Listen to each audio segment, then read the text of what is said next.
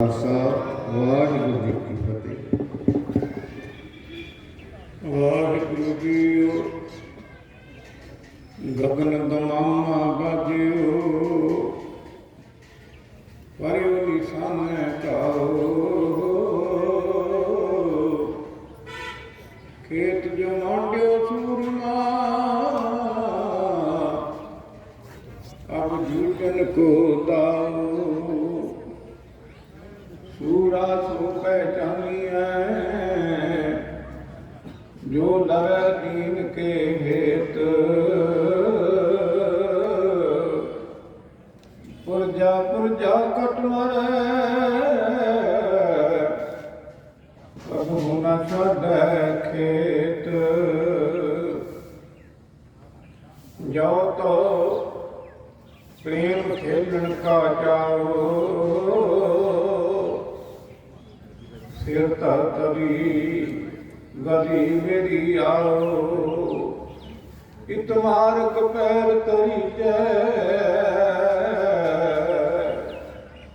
सिर दी जय कान ना की जय। धन धन ਸਾਹਿਬ ਸ੍ਰੀ ਗੁਰੂ ਗ੍ਰੰਥ ਸਾਹਿਬ ਜੀ ਦੀ ਪਾਵਨ ਪਵਿੱਤਰ ਹਜ਼ੂਰੀ ਵਿੱਚ ਜੁੜ ਬੈਠੇ ਸਤਸੰਗੀ ਜਨੋ ਪਿਆਰ ਨਾਲ ਆਖੋ ਸਾਰੇ ਵਾਹਿਗੁਰੂ ਜੀ ਕਾ ਖਾਲਸਾ ਵਾਹਿਗੁਰੂ ਜੀ ਕੀ ਫਤਿਹ। ਸਤਿਗੁਰਾਂ ਨੇ ਸਮਾਂ ਬਖਸ਼ਿਸ਼ ਕੀਤਾ ਹੈ। ਜਦੋਂ ਗੁਰੂ ਕਾ ਸਿੱਖ ਗੁਰੂ ਕੇ ਦਰਸ਼ਨ ਕਰਦਾ ਹੈ ਉਹ ਸਭ ਤੋਂ ਪਵਿੱਤਰ ਤੇ ਕੀਮਤੀ ਸਮਾਂ ਹੁੰਦਾ ਹੈ ਉਹਦੇ ਵਾਸਤੇ,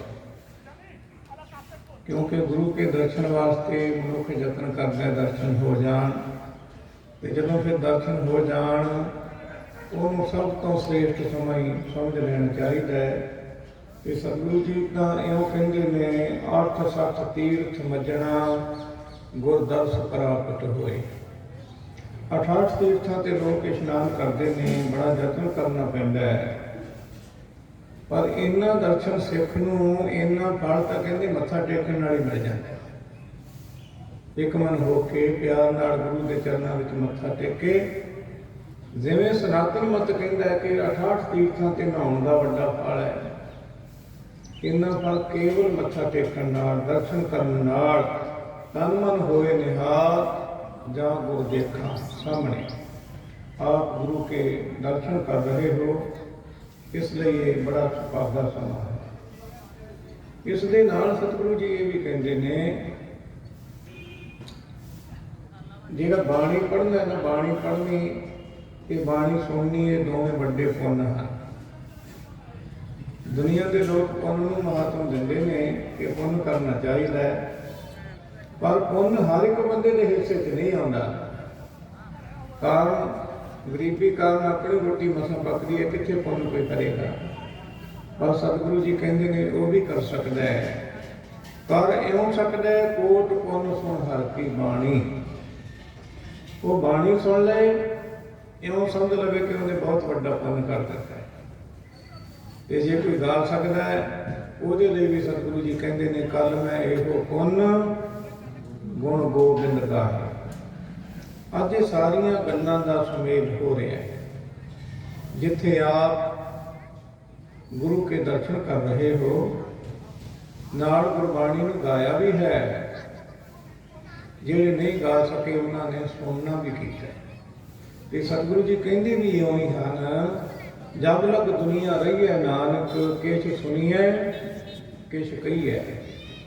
ਜਿੰਨਾ ਚਿਰ ਦੁਨੀਆ 'ਚ ਰਹਿਣਾ ਹੈ ਜਾਂ ਕਹਿਣਾ ਚਾਹੀਦਾ ਜੇ ਕਹਿ ਸਕਦੇ ਹੋ, ਤੇ ਨਹੀਂ ਤੇ ਸੁਣ ਲੈਣਾ ਜ਼ਰੂਰ ਚਾਹੀਦਾ। ਇਹ ਦੋਨੇ ਗੱਲਾਂ ਦਾ ਸੁਭਾਗ ਪ੍ਰਾਪਤ ਹੋਇਆ। ਹੁਣੇ ਆਪ ਜੀ ਸਰਵਣ ਕਰ ਰਹੇ ਸੀ ਭੋਗ ਦੇ ਸਲੋਕਾਂ ਵਿੱਚ। ਨੌਵੇਂ ਪਾਤਸ਼ਾਹ ਵੀ ਇਹੀ ਹਦਾਇਤ ਕਰਦੇ ਨੇ ਕਿ ਦੋ ਗੱਲਾਂ ਕਰ ਲਓ ਤੇ ਜੀਵਨ ਸਫਲ ਹੋ ਜਾਏਗਾ। ਉਹ ਦੋ ਕੀ ਹਨ? ਜੇ ਬਾ ਗੁਣ ਗੋਬਿੰਦ ਭਜੋ ਕਰਨ ਸੁਣੋ ਹਰ ਨਾਮ। ਜ਼ੁਬਾਨ ਨਾਲ ਪਰਮੇਸ਼ਰ ਦੇ ਗੁਣਾਂ ਦਾ ਉਚਾਰਨ ਕਰੋ ਤੇ ਕੰਨਾਂ ਨਾਲ ਇਹਨੂੰ ਸੁਣਨਾ ਕਰੋ। ਫਿਰ ਕੀ ਮਿਲੇਗਾ? ਕਹੋ ਨਾਨਕ ਸੁਣ ਰੇ ਮਨਾ ਪਰ ਹੀ ਨਾ ਜਮ ਕੈ ਧਾਮ। ਜਮਾਂ ਦੇ ਧਾਮ ਜਮਾਂ ਦੇ ਘਰ ਵਿੱਚ ਹੀ ਨਹੀਂ ਜਾਣਾ ਪਏਗਾ। ਜਦੋਂ ਜਮਾਂ ਦੇ ਘਰ ਹੀ ਨਹੀਂ ਜਾਣਾ ਫਿਰ ਲੇਖਾ ਕੀ ਰਹਿ ਗਿਆ। ਇਹ ਸਤਿਗੁਰੂ ਜੀ ਕਹਿੰਦੇ ਨੇ ਨਾਨਕ ਜਿਨ ਕੋ ਸਤਿਗੁਰ ਮਿਲਿਆ ਤਿਨ ਕਾ ਲੇਖਾ ਨਿਬੜਿਆ। ਉਹਨਾਂ ਦਾ ਲੇਖਾ ਤਾਂ ਇੱਥੇ ਨਿਬੜ ਜਾਂਦਾ ਹੈ, ਜਮਾਂ ਦੇ ਧਾਮ ਵਿੱਚ ਜਾਂਦੇ ਨੇ। ਸੋ ਬਾਣੀ ਦਾ ਪੜ੍ਹਨਾ ਤੇ ਬਾਣੀ ਦਾ ਸੁਣਨਾ ਇਹ ਮੁਕਤੀ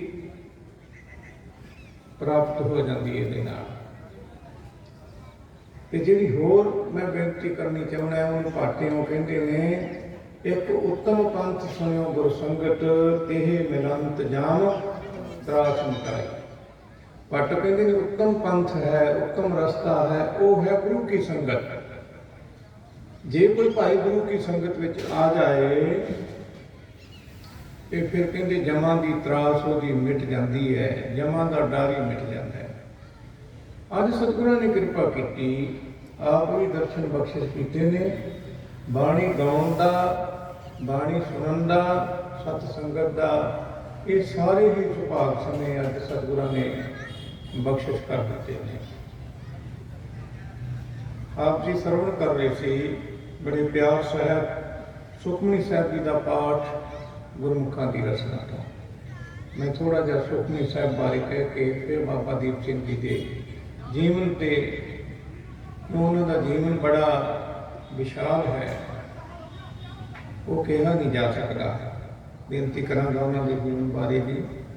ਸੁਖਮਨੀ ਸਾਹਿਬ ਦਾ ਪਾਠ ਜੋ ਕੀਤਾ ਨਾ ਆਪਾਂ, ਇਹਦੇ ਵਿੱਚ ਸਤਿਗੁਰੂ ਜੀ ਇੱਕੋ ਇੱਕ ਬਾਣੀ ਹੈ ਸੁਖਮਨੀ ਸਾਹਿਬ ਦੀ, ਜਿਹਦੇ ਪੜ੍ਹਨ ਦਾ ਮਹਾਤਮ ਵੀ ਲਿਖਿਆ ਹੋਇਆ ਹੈ। ਸਤਿਗੁਰਾਂ ਨੇ ਆਪ ਲਿਖਿਆ ਪੰਚਮ ਪਾਤਸ਼ਾਹ ਨੇ। ਇਹਦੇ ਪੜ੍ਹਨ ਦਾ ਮਹਾਤਮ ਕੀ ਹੈ, ਕਿਤੇ ਧਿਆਨ ਨਾਲ ਦੇਖਿਆ ਕਰੋ ਤਾਂ ਇਹਦੇ ਵਿੱਚੋਂ ਇਹ ਪ੍ਰਾਪਤ ਹੁੰਦਾ ਹੈ। ਇਹਦੇ ਪੜ੍ਹਨ ਦਾ ਫਲ ਸਤਿਗੁਰੂ ਜੀ ਕਹਿੰਦੇ ਨੇ, ਖੇਮ ਸਾਤ ਰਿੱਧ ਨਵ ਨਿੱਧ ਬੁੱਧ ਗਿਆਨ ਸਰਬ ਤੈ ਸਿੱਧ ਵਿਦਿਆ ਤਾਪ ਯੋਗ ਪ੍ਰਭ ਧਿਆਨ ਗਿਆਨ ਸ੍ਰੇਸ਼ਟ ਊਤਮ ਇਸਨਾਨ ਚਾਰ ਪਦਾਰਥ ਕਮਲ ਪ੍ਰਗਾਸ ਸਭ ਕੈ ਮਾਧ ਸਗਲ ਤੇ ਉਦਾਸ ਸੁੰਦਰ ਚਤਰ ਤਤ ਕਾ ਬੇਤਾ ਸਮਦਰਸ਼ੀ ਏਕ ਦ੍ਰਿਸ਼ ਕੇਤਾ। ਇਹ ਕੌਣ ਹੈ ਜਿਹਦੇ ਬਾਰੇ ਇੰਨਾ ਕੁਝ ਕਿਹਾ ਹੈ? ਇਹ ਫਲ ਇਸ ਜਨ ਕੈ ਮੁਖ ਬਣੇ। ਇਹ ਕਹਿੰਦੇ ਫਲ ਉਹਨੂੰ ਮਿਲਦੇ ਨੇ ਜਿਹੜਾ ਮੁਖ ਨਾਲ ਬਾਣੀ ਨੂੰ ਉਚਾਰਨ ਕਰਦਾ ਹੈ ਸੁਖਮਨੀ ਸਾਹਿਬ ਨੂੰ। ਇਹ ਸੱਚੇ ਪਾਤਸ਼ਾਹ ਨੂੰ ਪੁੱਛੀਏ ਮਹਾਰਾਜ ਜਿਹੜੇ ਸੁਣਦੇ ਹਨ, ਸਤਿਗੁਰੂ ਜੀ ਕਹਿੰਦੇ ਨੇ ਗੁਰ ਨਾਨਕ ਨਾਮ ਬਚਨ ਮਨ ਸੁਣੇ। ਜਿਹੜਾ ਬਚਨ ਮਨ ਕਰਕੇ ਸੁਣ ਲੈਂਦਾ ਨਾ ਗੁਰੂ ਕੇ, ਉਹਨੂੰ ਵੀ ਇੰਨਾ ਹੀ ਫਲ ਪ੍ਰਾਪਤ ਹੋ ਜਾਂਦਾ। ਥੋੜੀ ਜਿਹੀ ਸੰਖੇਪ ਜੀ ਵਿਚਾਰ ਕਰਕੇ ਮੈਂ ਅੱਗੇ ਚੱਲਾਂ। ਖੇਮ ਕਹਿੰਦੇ ਨੇ ਰੱਖਿਆ ਨੇ। ਜਿਹੜਾ ਸੁਖਮਨੀ ਸਾਹਿਬ ਪੜ੍ਹਦਾ ਉਹਦੀ ਰੱਖਿਆ ਹੁੰਦੀ ਹੈ, ਗੁਰੂ ਸਾਹਿਬ ਰੱਖਿਆ ਕਰਦੇ ਆ। ਕੁਸਲ ਤੇ ਖੇਮ ਦੋ ਸ਼ਬਦ ਆਉਂਦੇ ਨੇ। ਕੁਸਲ ਖੁਸ਼ੀ ਨੂੰ ਕਹਿੰਦੇ ਨੇ, ਖੇਮ ਰੱਖਿਆ ਨੂੰ ਕਹਿੰਦੇ ਨੇ। ਖੇਮ ਪਹਿਲੀ ਗੱਲ ਤਾਂ ਸੁਖਮਨੀ ਸਾਹਿਬ ਵਾਲੇ ਦੀ ਰੱਖਿਆ ਗੁਰੂ ਸਾਹਿਬ ਆਪ ਕਰਦੇ ਹਨ, ਤੇ ਦੂਸਰੇ ਨੰਬਰ ਤੇ ਉਹਦੇ ਅੰਦਰ ਸ਼ਾਂਤੀ ਆ ਜਾਂਦੀ ਹੈ, ਘਬਰਾਹਟ ਮਿਟ ਜਾਂਦੀ ਹੈ। ਸੁਖਮਨੀ ਸਾਹਿਬ ਵਾਲਾ ਪੜ੍ਹਨ ਵਾਲਾ ਸ਼ਾਂਤ ਹੋ ਜਾਂਦਾ ਹੈ, ਉਹਦੇ ਹਿਰਦੇ ਵਿੱਚ ਸ਼ਾਂਤੀ ਆ ਜਾਂਦੀ ਹੈ। ਖੇਮ ਸ਼ਾਂਤ, ਸ਼ਾਂਤੀ ਆ ਜਾਂਦੀ ਹੈ। ਕਿੰਨੀ ਕੁ ਸ਼ਾਂਤੀ ਆਉਂਦੀ ਹੈ?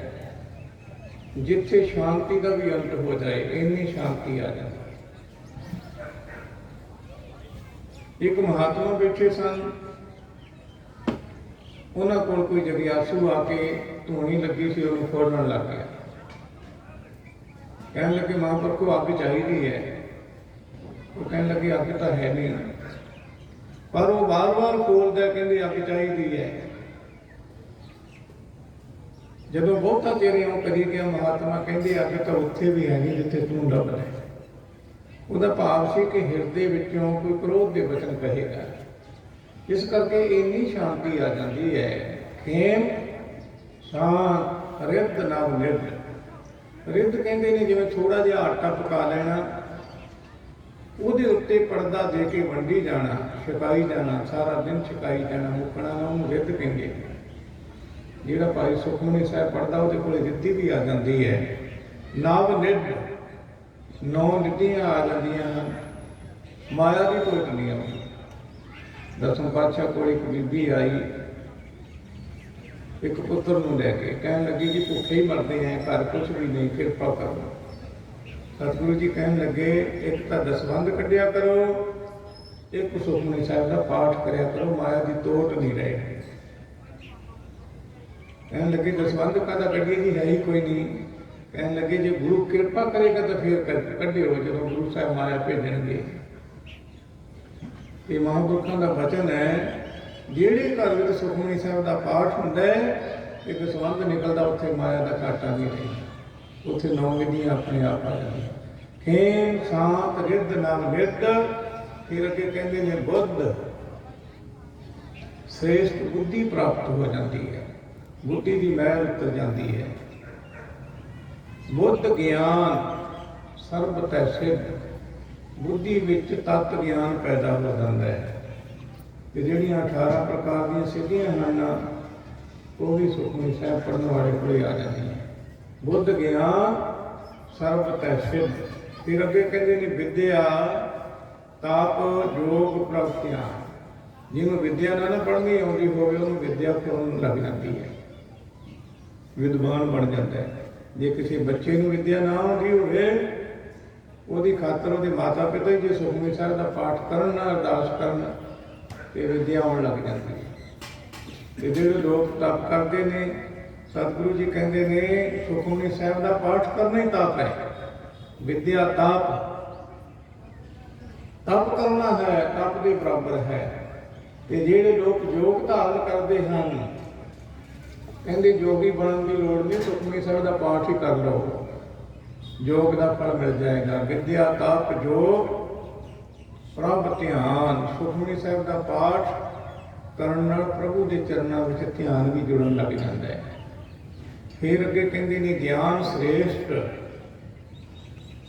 ਗਿਆਨ ਤਾਂ ਬੜੀ ਪ੍ਰਕਾਰ ਦਾ ਹੈ ਨਾ, ਕਿਸੇ ਨੂੰ ਮਕਾਨ ਬਣਾਉਣ ਦਾ ਹੈ, ਕਿਸੇ ਨੂੰ ਢਾਉਣ ਦਾ ਹੈ, ਕੋਈ ਕਿਸੇ ਪ੍ਰਕਾਰ ਦਾ। ਸਤਿਗੁਰੂ ਜੀ ਕਹਿੰਦੇ ਨੇ ਸ੍ਰੇਸ਼ਟ ਗਿਆਨ ਦੀ ਪ੍ਰਾਪਤੀ ਹੋ ਜਾਏਗੀ। ਗਿਆਨ ਸ੍ਰੇਸ਼ਟ ਊਤਮ ਇਸ਼ਨਾਨ। ਜਿਵੇਂ ਇਸ਼ਨਾਨ ਦਾ ਆਪਾਂ ਹਰਿਮੰਦਰ ਸਾਹਿਬ ਜਾਂਦੇ ਹਾਂ ਨਾ, ਰਾਮਦਾਸ ਸਰੋਵਰ ਨਹਾਤੇ ਸਭ ਉਤਰੇ ਪਾਪ ਸਮਾਤੇ। ਇਹੋ ਜਿਹੇ ਇਸ਼ਨਾਨ ਦਾ ਵੀ ਫਲ ਮਿਲ ਜਾਂਦਾ ਸੁਖਮਨੀ ਸਾਹਿਬ ਪੜ੍ਹਨ ਨਾਲ। ਫਿਰ ਕਹਿੰਦੇ ਹਨ ਚਾਰ ਪਦਾਰਥ ਜਿਹਦੀ ਪ੍ਰਥਾ ਹੈ, ਕਹਿੰਦੇ ਨੇ ਚਾਰ ਪਦਾਰਥ ਜੇ ਕੋ ਮੰਗੈ ਸਾਧ ਜਨਾਂ ਕੀ ਸੇਵਾ ਲਾਗੈ। ਉਹ ਚਾਰ ਪਦਾਰਥ ਕੀ ਹਨ? ਧਰਮ ਪਹਿਲੇ ਨੰਬਰ ਤੇ ਹੈ, ਧਰਮ ਦੀ ਪ੍ਰਾਪਤੀ ਹੋ ਜਾਂਦੀ ਹੈ। ਤੇ ਧਰਮੀ ਬਣਨਾ ਬਹੁਤ ਵੱਡੀ ਗੱਲ ਹੈ। ਸਾਰਕਤਾਵਲੀ ਦਾ ਕਰਤਾ ਵੀ ਇਹਦੇ 10 ਗੁਣ ਲਿਖਦਾ ਹੈ ਧਰਮ ਦੇ। ਉਹ ਕਹਿੰਦਾ ਖੇਮਾ ਅਹਿੰਸਾ ਦਇਆ ਮਿਰਦ ਸੱਚ ਧਰਮ ਸਤ ਬਚਨ ਤਪ ਦਾਨ ਸੀਲ ਸੋਚ ਤ੍ਰਿਸ਼ਨਾ ਬਿਨਾ ਧਰਮ ਲਿੰਗ ਦਾਸ ਜਾਨ। ਕਹਿੰਦੇ ਸੁਖਮਨੀ ਸਾਹਿਬ ਪੜ੍ਹਨ ਵਾਲੇ ਕੋਲ ਧਰਮ ਆ ਜਾਂਦਾ, ਧਰਮੀ ਬਣ ਜਾਂਦਾ। ਗਿਆਨ ਵਿਦਿਆ ਤਾਪ ਯੋਗ ਪ੍ਰਭ ਧਿਆਨ ਗਿਆਨ ਸ੍ਰੇਸ਼ਟ ਊਤਮ ਇਸ਼ਨਾਨ। ਚਾਰ ਪਦਾਰਥ, ਚਾਰ ਪਦਾਰਥਾਂ ਵਿੱਚੋਂ ਪਹਿਲਾ ਪਦਾਰਥ ਧਰਮ ਹੈ। ਦੂਸਰਾ ਅਰਥ ਹੈ, ਅਰਥ ਕਹਿੰਦੇ ਮਾਇਆ ਦੀ ਟੋਟ ਨਹੀਂ ਆਉਂਦੀ। ਕਾਮ ਤੀਸਰੇ ਨੰਬਰ ਤੇ ਹੈ। ਕਾਮ ਦਾ ਅਰਥ ਹੈ ਕਾਮਨਾ, ਇੱਛਾ। ਸੁਖਮਨੀ ਸਾਹਿਬ ਪੜ੍ਹ ਕੇ ਜਿਹੜੀ ਵੀ ਇੱਛਾ ਕੋਈ ਕਰੇਗਾ ਉਹ ਪੂਰੀ ਹੋ ਜਾਏਗੀ। ਤੇ ਚੌਥਾ ਪਦਾਰਥ ਹੈ ਮੋਖ, ਉਹਨੂੰ ਮੋਖ ਦੀ ਵੀ ਪ੍ਰਾਪਤੀ ਹੋ ਜਾਏਗੀ। ਚਾਰ ਪਦਾਰਥ ਹੋਰ ਵੀ ਲਿਖੇ ਹਨ। ਜਨਮ ਪਦਾਰਥ ਹੈ, ਗਿਆਨ ਪਦਾਰਥ ਹੈ, ਨਾਮ ਪਦਾਰਥ ਹੈ, ਪ੍ਰੇਮ ਪਦਾਰਥ। ਇਹ ਵੀ ਚਾਰ ਪਦਾਰਥ ਹਨ। ਤੇ ਸੁਖਮਨੀ ਸਾਹਿਬ ਪੜ੍ਹਨ ਨਾਲ ਇਹਨਾਂ ਸਾਰਿਆਂ ਦੀ ਪ੍ਰਾਪਤੀ ਹੋ ਜਾਂਦੀ ਹੈ। ਚਾਰ ਪਦਾਰਥ ਕਮਲ ਪ੍ਰਗਾਸ। ਕਮਲ ਦਾ ਅਰਥ ਹੁੰਦਾ ਫੁੱਲ। ਤੇ ਸਾਡਾ ਜਿਹੜਾ ਹਿਰਦੇ ਨੇ ਇਹ ਵੀ ਫੁੱਲ ਦੀ ਨਹੀਂ ਹੈ। ਇਹ ਹਿਰਦਾ ਖਿੜ ਜਾਂਦਾ ਹੈ, ਜਿਵੇਂ ਖਿੜਿਆ ਹੋਇਆ ਫੁੱਲ ਹੁੰਦਾ ਹੈ ਨਾ, ਉਹ ਸੋਹਣਾ ਲੱਗਦਾ ਹੈ। ਜੇ ਫੁੱਲ ਬੰਦ ਹੋਵੇ ਉਹਦੇ ਤੇ ਸੋਹਣਪਣ ਨਹੀਂ ਹੁੰਦਾ, ਖਿੜਿਆ ਸੋਹਣਾ ਲੱਗਦਾ ਹੈ। ਇਉਂ ਕਹਿੰਦੇ ਉਹਦਾ ਹਿਰਦਾ ਖਿੜਾਓ ਵਿੱਚ ਆ ਜਾਂਦਾ ਹੈ। ਚਾਰ ਪਦਾਰਥ ਕਮਲ ਪ੍ਰਗਾਸ। ਫਿਰ ਅਗਲੀ ਜਿਹੜੀ ਗੱਲ ਕਹਿੰਦੇ ਹਨ ਨਾ ਸਤਿਗੁਰੂ ਜੀ, ਕਹਿੰਦੇ ਸਭ ਕੈ ਮਾਧ ਸਗਲ ਤੇ ਉਦਾਸ। ਬੜੀ ਉੱਚੀ ਅਵਸਥਾ ਦੀ ਬਾਤ ਹੈ। ਕਹਿੰਦੇ ਸਾਰਿਆਂ ਦੇ ਵਿੱਚ ਰਹਿੰਦਾ ਹੋਇਆ ਕਿਉਂ ਆਪਣੇ ਆਪ ਨੂੰ ਸਮਝਦਾ ਜਿਵੇਂ ਇਕੱਲਾ ਹੀ ਬੈਠਾ ਹੋਵੇ। ਸਭ ਕੈ ਮਧ सगल ते उदास। ऐसी अवस्था प्राप्त हो जाती है। सुंदर चतुर तत् का बेटा बाहरी तौर पर रहत बहत के विच सुंदर हो जाता है, गुणा करके सुंदर हो जाता है।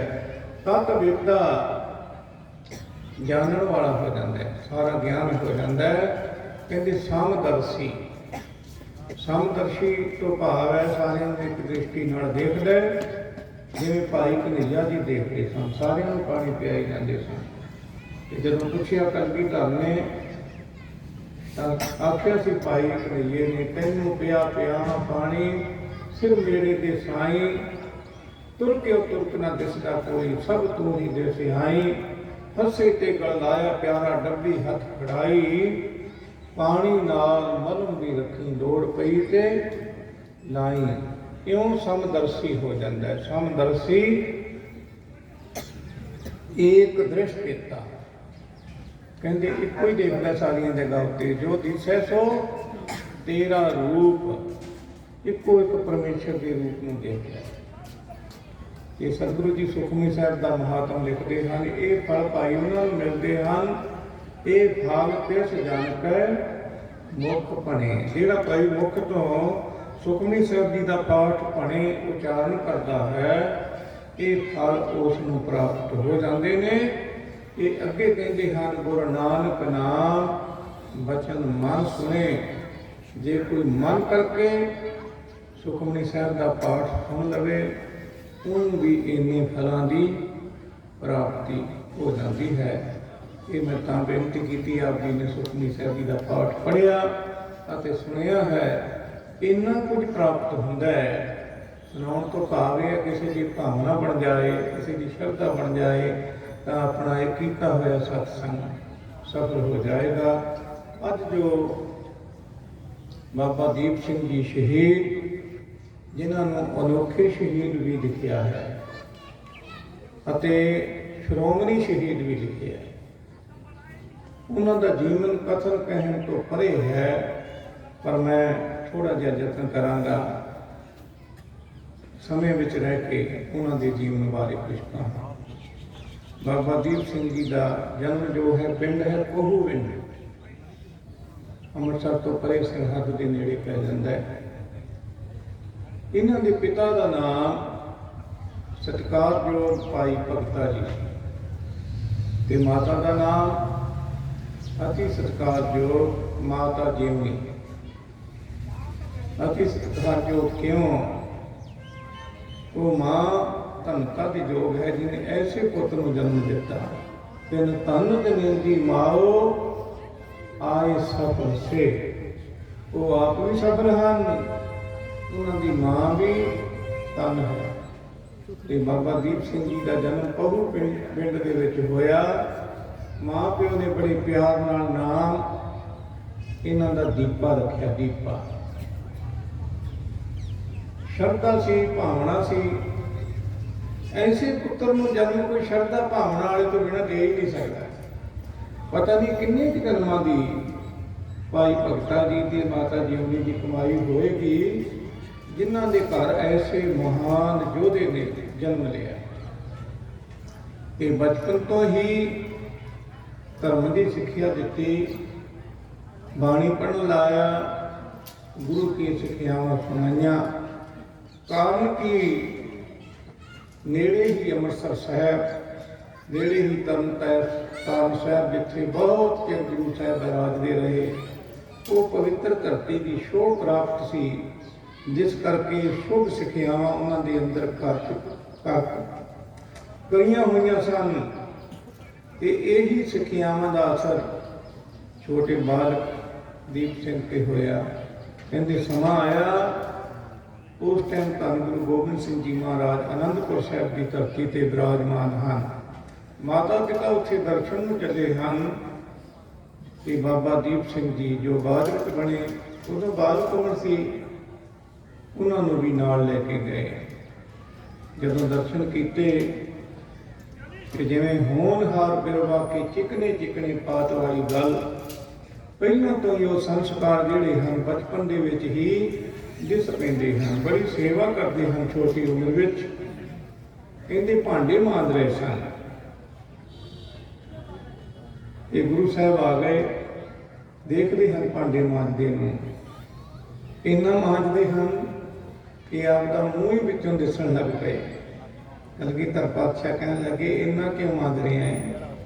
ਕਹਿਣ ਲੱਗੇ, ਮੈਂ ਤਾਂ ਮਾਂਜਦਾ ਇੰਨਾ ਜਿੱਥੇ ਭਾਂਡੇ ਦੀ ਮੈਲ ਉਤਰੇ ਮੇਰੀ ਵੀ ਮੈਲ ਉਤਰ ਜਾਏ। ਭਾਂਡੇ ਵਿੱਚੋਂ ਮੈਨੂੰ ਆਪਣਾ ਸਰੂਪ ਦਿਸਦਾ ਹੈ, ਇੰਨਾ ਮੈਂ ਮਾਂਜਦਾ, ਮੇਰੇ ਹਿਰਦੇ ਵਿੱਚੋਂ ਕਿਤੇ ਗੁਰੂ ਦਾ ਦਰਸ਼ਨ ਹੋ ਜਾਏ। ਇਉਂ ਗੁਰੂ ਸਾਹਿਬ ਬਹੁਤ ਪ੍ਰਸੰਨ ਹੋਏ। ਸਮਾਂ ਪਾ ਕੇ ਕਹਿੰਦੇ ਮਾਤਾ ਪਿਤਾ ਜਦੋਂ ਵਾਪਸ ਆਉਣ ਲੱਗੇ ਨਾ, ਤੇ ਉਦੋਂ ਬਾਬਾ ਜੀ ਨੇ ਆਪ ਹੀ ਕਹਿ ਦਿੱਤਾ, ਪਿਤਾ ਜੀ ਮੈਂ ਅਜੇ ਕੁਝ ਚਿਰ ਹੋਰ ਰਹਿਣਾ ਚਾਹੁੰਦਾ ਇੱਥੇ।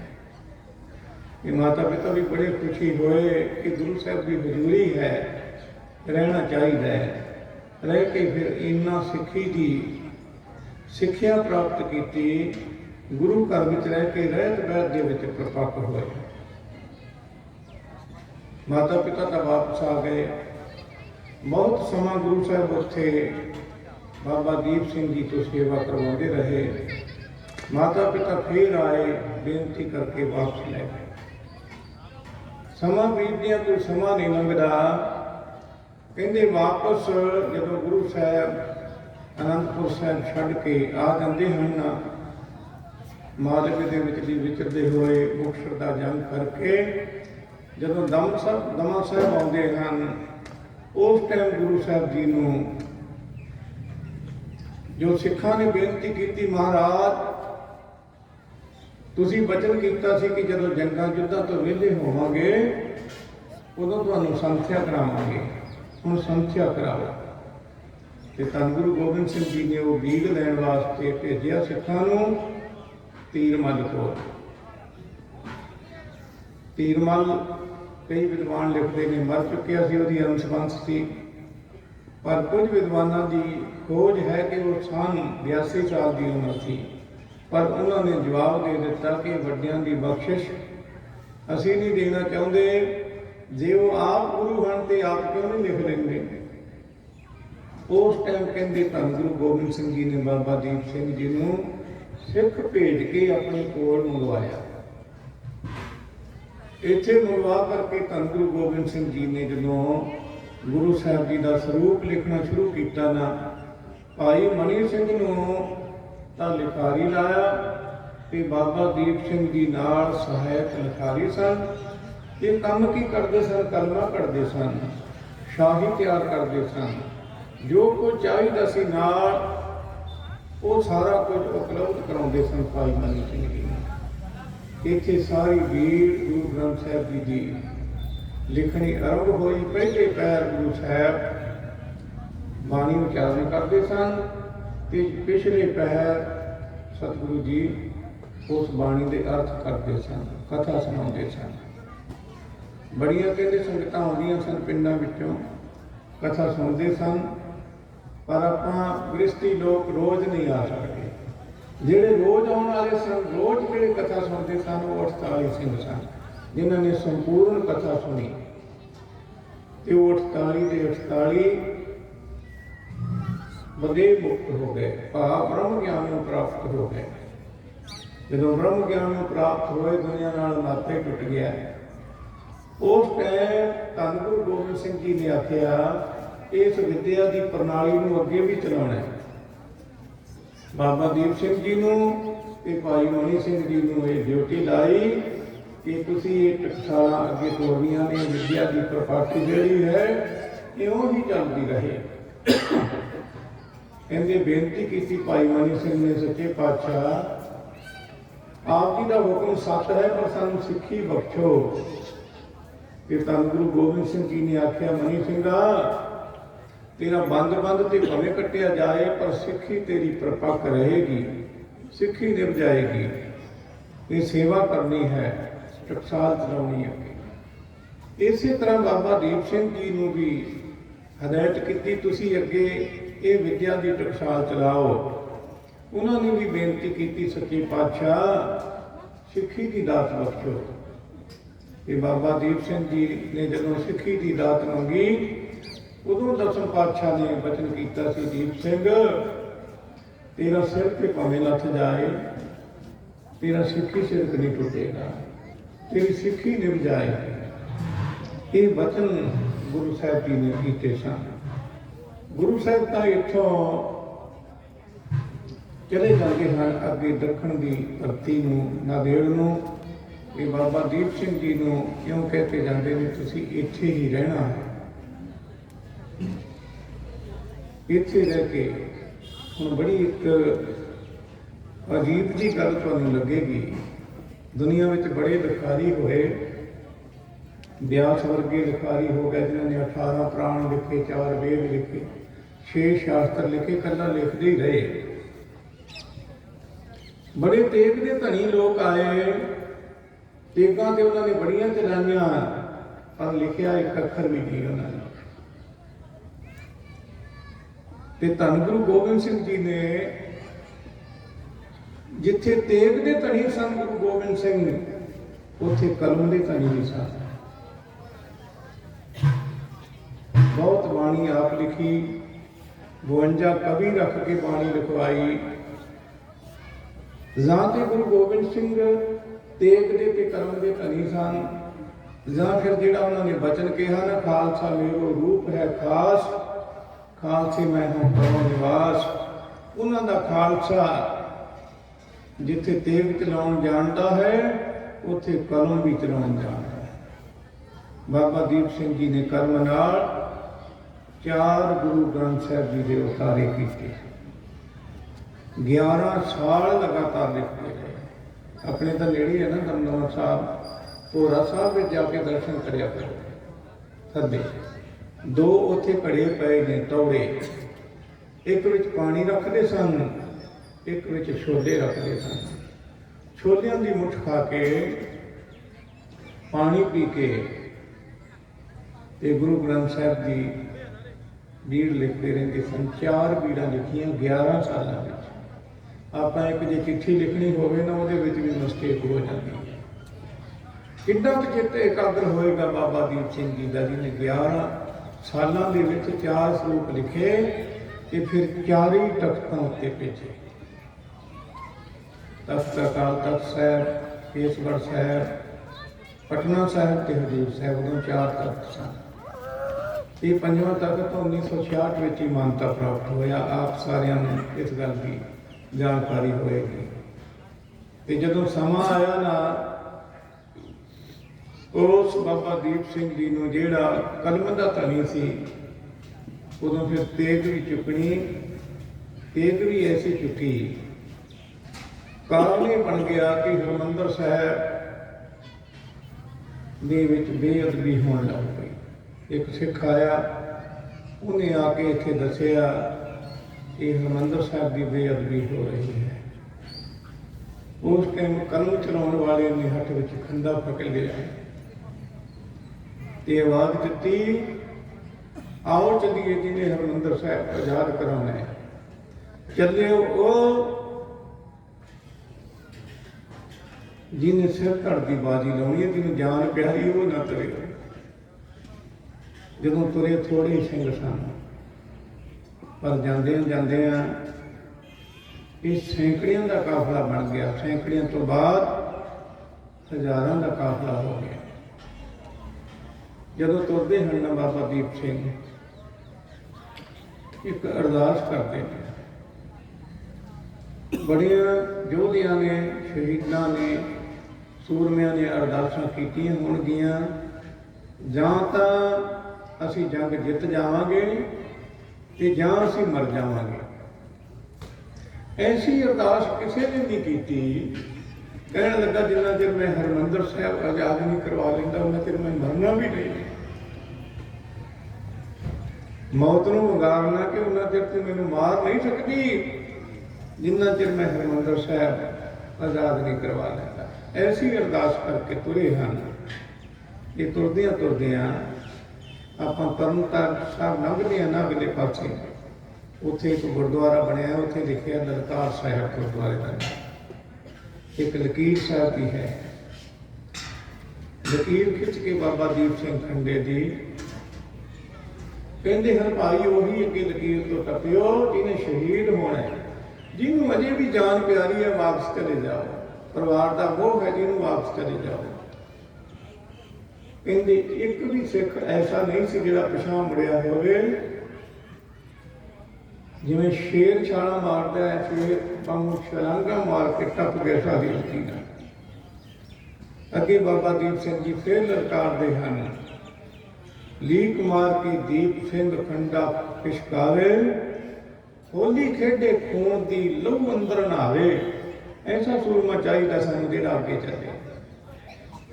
कहते अगे चलदियां चलदियां गोल बढ़ते मैदान दे विच दुश्मन की फौज आउंदी है, जिन्हां दी गिनती कोई 40,000 लिखी है, कई 35 लिखते हैं। ते जहान खान इहदा एक बहुत वड्डा सूरमा है जिहड़ा जंग की अगवाई कर रहा है। इधरों बाबा दीप सिंह जी की अगवाई विच कोई 5,000 सिखां की फौज है। उधर 40,000 है, इधर 5,000 है। पर जदों मुकाबला होंदा ना, एक पासे वो हैं जिहड़े तनख्वाह लैण वाले हैं, ते एक पासे वो हैं जिन्हां ने गुरु के सत्कार बदले आपा वारना है। माया की लोड़ नहीं, घमासान युद्ध हो रहा है। जहान खान जिहड़ा अगवाई कर रहा है ना फौज की, कहते हाथी के उत्ते सवार है, हाथी के उत्ते। ते कहते एक सूरमा सी, उसका नाम सी दयाल सिंह।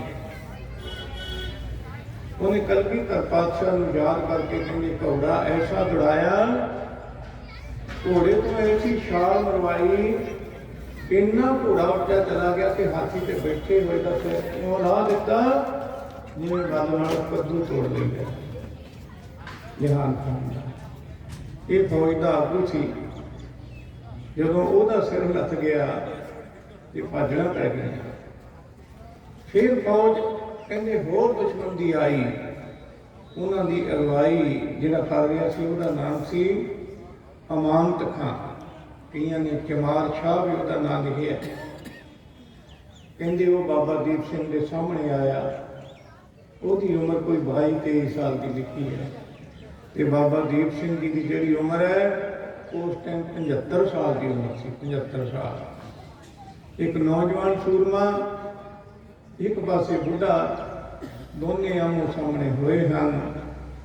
जदों आमो सामने दोनों हो गए तो उस टाइम कहते सांझा वार चलिया। सांझा दोनों का ही, ते दोनों के सिर लथ पे धरती उत्ते डिग पे।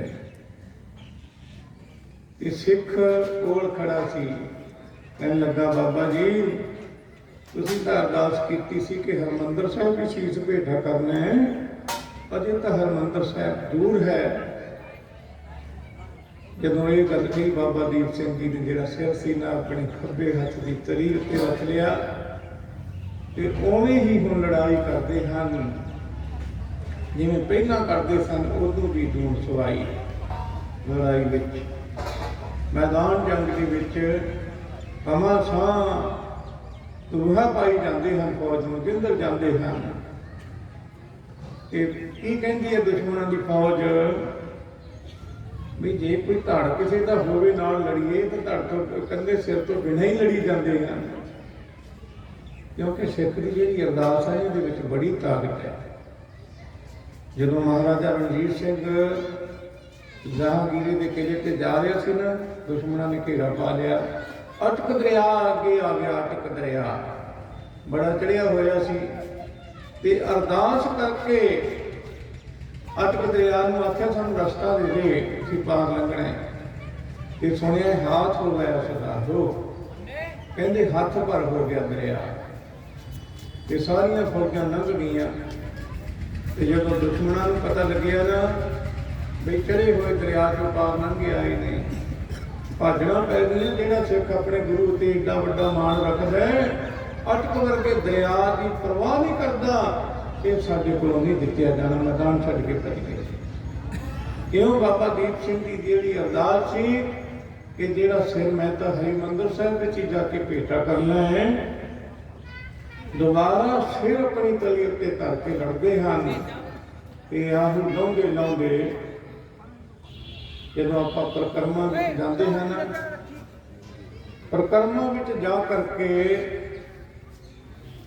ਇੱਧਰੋਂ ਆਪਾਂ ਮੰਜੀ ਸਾਹਿਬ ਵਾਲੇ ਪੱਛਮ ਅੰਦਰ ਵੜੀਏ ਤਾਂ ਖੱਬੇ ਹੱਥ ਉਹਨਾਂ ਦਾ ਅਸਥਾਨ ਆਉਂਦਾ ਹੈ।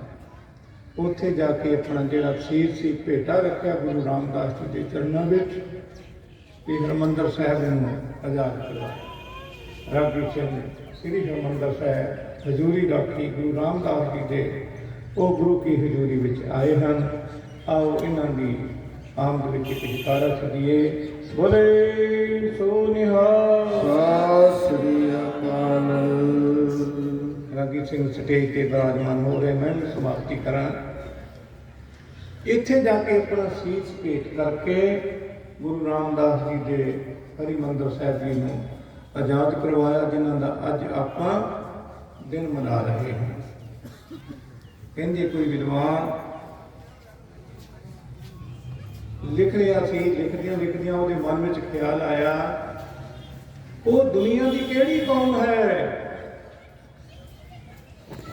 ਜਿਹੜੀ ਸਭ ਤੋਂ ਬਹਾਦਰ, ਇੱਕ ਮਿੰਟ ਧਿਆਨ ਦੇ, ਸਭ ਤੋਂ ਬਹਾਦਰ ਕੌਮ ਕੌਣ ਹੈ? ਕਹਿੰਦੇ ਉਹ ਲਿਖਦਾ ਗਿਆ ਸਾਰਿਆਂ ਦੇ ਗੁਣ ਔਗਣ, ਤੇ ਕਹਿੰਦੇ ਮਰਹੱਟਿਆਂ ਦਾ ਜਦੋਂ ਲਿਖਣ ਲੱਗਿਆ, ਕਹਿਣ ਲੱਗੇ ਤੁਸੀਂ ਦੱਸੋ। ਉਹ ਕਹਿਣ ਲੱਗੇ ਸਾਡੇ ਨਾਂ ਤੋਂ ਨਹੀਂ ਤੈਨੂੰ ਪਤਾ ਲੱਗਿਆ?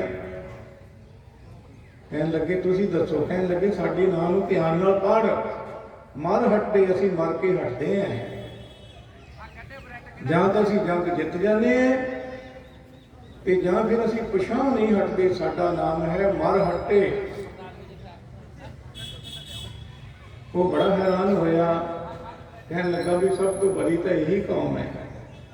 ਤੇ ਕੋਲ ਬੈਠਾ ਸੀ ਗੁਰੂ ਕਾ ਸਿੱਖ, ਕਹਿਣ ਲੱਗਾ ਅੱਗੇ ਵੀ ਲਿਖਦਾ ਹੈ ਹੋਰ ਵੀ ਕੌਮ ਹੈ। ਕਹਿਣ ਲੱਗੇ ਉਹ ਕਿਹੜੀ ਹੈ? ਕਹਿਣ ਲੱਗੇ ਉਹ ਕੌਮ ਹੈ ਗੁਰੂ ਕਲਗੀਧਰ ਪਾਤਸ਼ਾਹ ਦੀ ਸਿੱਖ ਕੌਮ। ਇਹ ਤਾਂ ਮਰ ਕੇ ਹਟ ਜਾਂਦੇ, ਉਹਨੇ ਉਹ ਮਰ ਕੇ ਵੀ ਨਹੀਂ ਹਟਦੀ।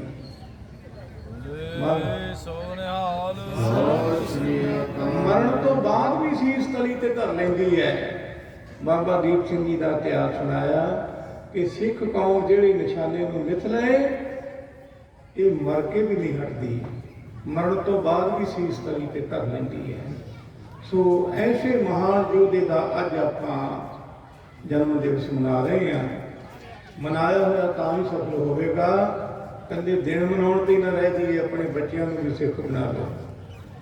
ਉਹਨਾਂ ਨੂੰ ਬਾਬਾ ਦੀਪ ਸਿੰਘ ਜੀ ਵਰਗੀ ਸਿੱਖੀ, ਉਹਨਾਂ ਦੀ ਪਰਪੱਕ ਜੀਵਨ ਵਿੱਚ ਉਹਨਾਂ ਦੀਆਂ ਸਾਖੀਆਂ ਸੁਣਾਈਏ, ਉਹਨਾਂ ਦੇ ਕੇਸ ਰੱਖੀਏ, ਦਾੜੀਆਂ ਰੱਖੀਏ, ਗੁਰੂ ਕਾ ਅੰਮ੍ਰਿਤ ਛਕਾਈਏ, ਗੁਰਬਾਣੀ ਦੇ ਨਾਲ ਜੋੜੀਏ, ਤਾਂ ਇਹ ਸਾਡਾ ਮਨਾਇਆ ਹੋਇਆ ਉਹਨਾਂ ਦਾ ਜਨਮ ਦਿਨ ਸਫਲ ਹੋ ਜਾਏਗਾ।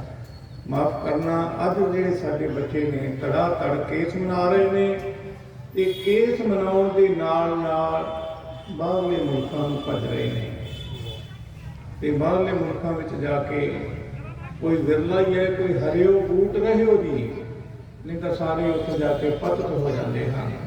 ਇਸ ਕਰਕੇ ਆਪਾਂ ਇੱਧਰ ਵੀ ਸੰਭਾਲ ਕਰੀਏ, ਉਹਨਾਂ ਦੇ ਜਨਮ ਦਿਨ, ਸ਼ਹੀਦੀ ਜੋੜ ਮੇਲੇ ਸਾਰੇ ਮਨਾਈਏ, ਤੇ ਨਾਲ ਆਪਣੇ ਘਰਾਂ ਵਿੱਚ ਵੀ ਆਪਣੇ ਬੱਚਿਆਂ ਨੂੰ ਗੁਰਸਿੱਖੀ ਨਾਲ ਜੋੜਨਾ ਕਰੀਏ।